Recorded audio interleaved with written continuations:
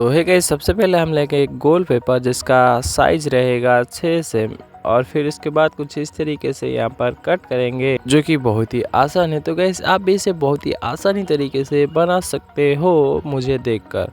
तो guys video के and तक बने रहना, और अगर आप हमारे चैनल पर नए हो तो वीडियो को लाइक और चैनल को सब्सक्राइब करना मत भूलिएगा, ताकि आप जब भी मैं कोई नया वीडियो अपलोड करूँ उससे सबसे पहले देखने के लिए। तो गैस आप भी इसे बहुत ही आसानी तरीके से बना सकते हैं मुझे स्टेप बाय स्टेप फॉलो करते हुए। और मैं ज़्यादा कुछ नहीं बोलता हूँ, आप बस इस वीडियो को एंड तक देखिए और आप भी इसे आसानी से बना पाएंगे।